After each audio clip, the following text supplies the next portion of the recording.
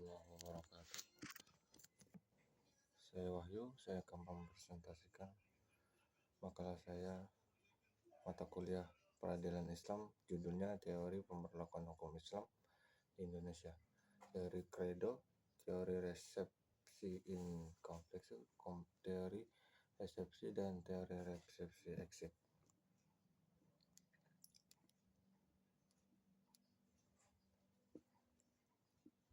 Yang pertama, teori Credo adalah teori yang mengharuskan pelaksana hukum Islam oleh mereka yang mengucapkan dua kalimat syahadat sebagai konsekuensi logis dari pengucapan kredonya. Teori ini sesungguhnya kelanjutan dari prinsip tauhid dalam filsafat hukum Islam. Prinsip tauhid yang menghendaki setiap orang yang menyatakan dirinya beriman kepada Yang Maha Esa atau Allah Subhanahu wa Ta'ala, maka ia harus tunduk kepada apa yang diperintahkan Allah Ta'ala. Dalam hal ini, taat kepada perintah Allah Ta'ala dan sekaligus taat kepada Rasulullah SAW dan sunnahnya. Yang kedua, teori resepsi inkompleks. Teori ini adalah periode di mana penerimaan hukum Islam secara penuh atau resepsi inkompleks adalah periode di mana hukum Islam diberlakukan sepenuhnya oleh orang-orang Islam sebagai pegangan dalam kehidupan beragama. Sebelum Belanda datang ke Indonesia, hukum Islam telah banyak juga didirikan lembaga-lembaga peradilan agama dengan berbagai nama yang ada. Lembaga-lembaga peradilan agama ini didirikan di tengah-tengah kerajaan atau kesultanan dalam rangka membantu dalam menyelesaikan masalah-masalah yang ada hubungannya dengan hukum Islam, di mana waktu itu hukum perkawinan dan hukum kewarisan Islam dan hukum perkawinan Islam telah menjadi hukum yang hidup dan berlaku. Yang ketiga, teori resepsi.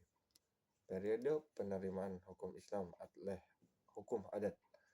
Yang dikenal dengan teori resepsi adalah periode di mana hukum Islam baru diberlakukan jika apabila dikehendaki atau diterima oleh hukum adat. Sehingga dapat dikatakan bahwa teori ini menentang teori yang telah berlaku sebelumnya, yaitu teori resepsi inkompleks. Teori ini dikemukakan oleh Christian Snow Hodge pada tahun 1857 sampai 1936, yakni penasehat pemerintah Hindia Belanda dalam urusan Islam. Umat Islam selama ini merugikan pemerintah jajaran sendiri. Di samping itu, Snow berharap situasi agar orang-orang pribumi rakyat, pada umumnya rakyat jajahan, jangan sampai kuat memegang agama Islam, sebab pada umumnya orang yang kuat memegang agama Islam atau hukum Islam tidak mudah mempengaruhi orang peradaban barat, tidak mudah dipengaruhi oleh orang peradaban barat. Yang keempat, teori resepsi exit.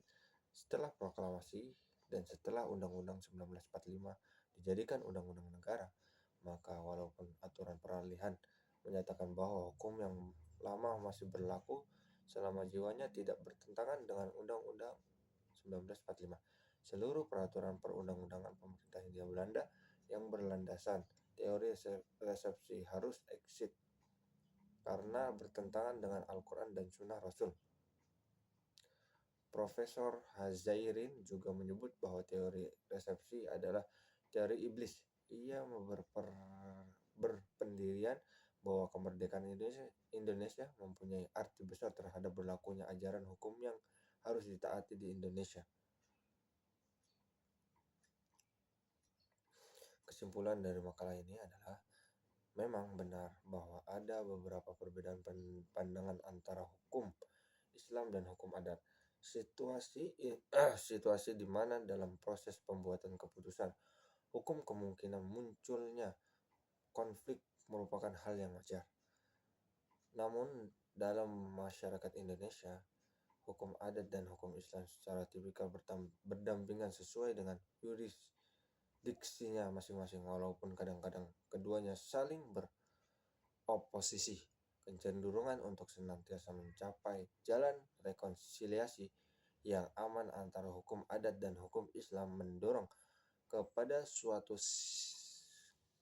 situasi dalam masyarakat Indonesia di mana dua sistem hukum saling memberikan pengaruh satu sama lainnya. Sekadar contoh saja, dalam surat At-Talaq di mana bolehnya istri untuk mengambil inisiatif dalam kasus tersebut, maka dapatlah dikatakan bahwa hukum Islam telah mengadaptasikan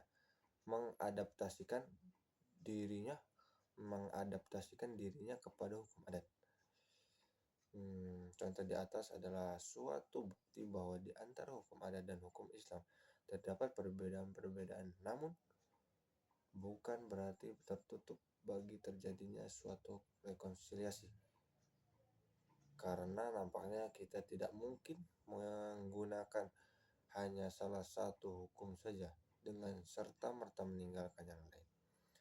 Demikian dari saya, saran untuk yang mendengar pembuatan makalah ini, yang pembuatan makalah ini masih banyak kekurangan baik dari segi penulisan maupun dari segi materi yang dipaparkan.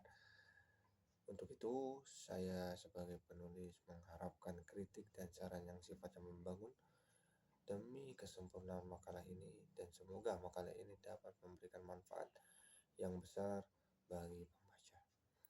Demikian dari saya, Wahyu Prasetya Ramdhani, Universitas Darun Najah, Program Studi Hukum Keluarga Islam, mata kuliah Peradilan Islam, dosen pengampunya Sofyan Munawar. Demikian dari saya. Wassalamualaikum warahmatullahi wabarakatuh.